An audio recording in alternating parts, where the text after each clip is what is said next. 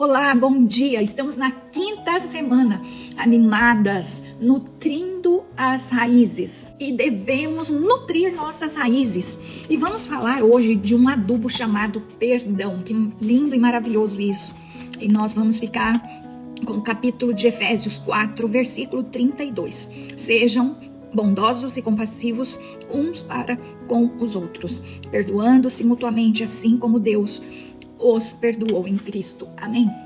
A primeira coisa que eu quero compartilhar, a palavra de Deus, ela é tão linda e maravilhosa, que muitas coisas na Bíblia são conselhos, mas muitas coisas são mandamentos, e perdão é um mandamento. Então nós, nesta manhã, que possamos colocar na presença de Deus o nosso coração, porque aquilo que não conseguimos fazer, nós entregamos para Deus, e Ele, no processo onde estamos vivendo, Ele nos ajudará. Então isso tem que estar na nossa convicção de uma mulher cristã e sábia. Uma pessoa com falta de perdão, ela é uma pessoa ofendida. Então nós temos que entender que muitas vezes nós fomos ofendidas, muitas vezes nós ofendemos e muitas vezes nos sentimos ofendidas. Aquilo não era para nós, mas talvez estávamos perto de uma situação e ficamos indignadas. O ofendido, ele está numa posição melhor do que aquele que ofende, porque a pessoa que foi ofendida, ela é injustiçada, ela chora, ela se entristece, só que quando ela conhece a palavra de Deus, quando ela aprende de Deus, ela entrega o assunto para Deus, e Deus vai trabalhando isso na nossa mente, e nós vamos entendendo que aquilo não tem nada a ver com nós, mas nós precisamos liberar o ofensor no mundo espiritual, porque o perdão, ele não tem nada a ver com a outra pessoa, o perdão, ele tem a ver conosco, com as nossas emoções, com as nossas feridas. Então, eu preciso entender que quando eu não consigo liberar perdão para o meu ofensor, eu entrego nos pés da cruz, eu volto e me lembro que Jesus deu o seu único filho para nos salvar, e eu preciso entregar as minhas ofensas, o meu ofensor, aos pés da cruz. A história de José na Bíblia, que foi vendido como escravo pelos irmãos. Aqueles irmãos eram motivados pela inveja e pela maldade, então eles foram capazes de jogar o próprio irmão num poço e depois vendê-lo como escravo, forjando a sua morte para os familiares. A vida de José virou de cabeça para baixo. Ele estava vivendo um momento que ele não entendia, mas ele sobrevivia a cada dia. José estava sendo injustiçado. José tinha todos os motivos para se manter ressentido, amargurado ou raivoso. José, o injustiçado, o desprezado, o esquecido, havia se transformado em um dos líderes mais importantes do seu tempo. E qual foi a atitude de José? Ele lhes pagou o mal com o bem. Meu Deus, em vez de se vingar, disse: agora não se aflijam, nem se recriminem por terem me vendido para cá, pois foi para salvar vidas que Deus me enviou adiante deles. Gênesis 45, versículo 5. Pela segunda vez, ao enfraquecer o poder da ofensa em sua vida, foi aprovado por Deus, escolheu perdoar e cumprir o propósito divino para um povo. Por isso, não há como desfrutar de uma vida plena e próspera sem um coração perdoador. Apenas os que perdoam cultivam o solo fértil, que dá bons frutos em todas as estações. O oposto também é verdade. Reter o perdão fecha as portas das bênçãos e dá lugar a uma coleção de amargura e ressentimentos.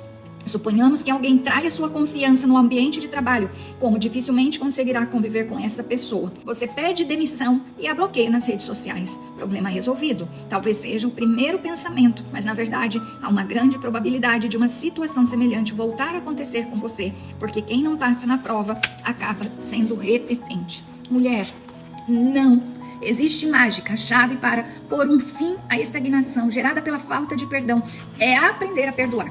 Parece óbvio, mas não é difícil colocarmos em prática as coisas simples. Penso que todo esse processo se torna mais palpável e possível, porém ainda desafiador, quando permitimos que o Espírito Santo nos leve ao arrependimento e convicção de nossa humanidade. Quantas vezes não precisamos ser perdoadas pelo Pai Celestial em nossa vida? Quantas vezes não ferimos outras pessoas também? Todos dependemos do perdão, graça e misericórdia divinos. O ato de perdoar é o único resultado possível de quem se encontrou com Cristo e compreendeu o quanto foi perdoado por Deus. Por isso mesmo, ele não deve depender dos nossos sentimentos. O perdão não é um sentimento, o perdão é uma decisão. Não vou mentir, perdoar é duro e custa muito. Nossa natureza chama por justiça e não quer sair perdendo. Não desejamos que o mal triunfe e nos deixe com a sensação de desamparo.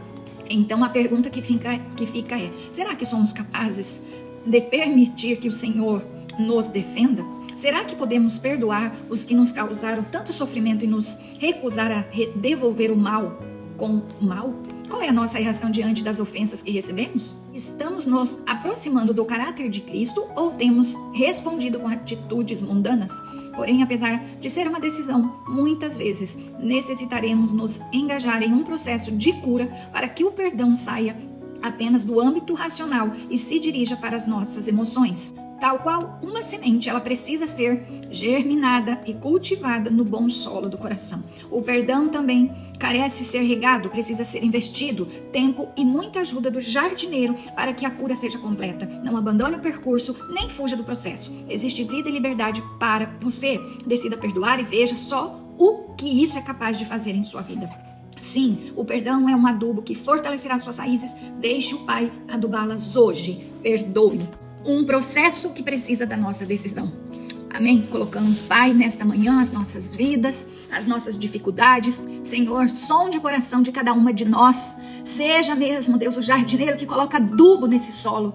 Que todo esse solo receba a Tua palavra, que é o adubo de cada dia, para que fortalecidas na Tua presença, guiadas pelo Espírito Santo, podemos, ó Deus, crer e declarar que aquilo que não podemos, no Senhor conseguiremos. Que possamos aceitar o processo do Senhor sobre as nossas vidas hoje. Que aquele coração que está fechado, nós declaramos, Senhor, que todo coração de pedra se transforme num coração de carne, onde ele possa mesmo, Deus, ser cultivado, ser adubado pelo nosso Pai Todo-Poderoso. Que nós possamos nos sentir filhas amadas, onde o Espírito Santo de Deus pega na nossa mão e aquilo que é dificuldade para darmos um passo, o Senhor está conosco. Lembre nesta manhã de orar, colocar diante de Deus aos pés da cruz e se lembrar que o nosso Deus, aquele que é dono de tudo, deu o seu único filho para nos salvar.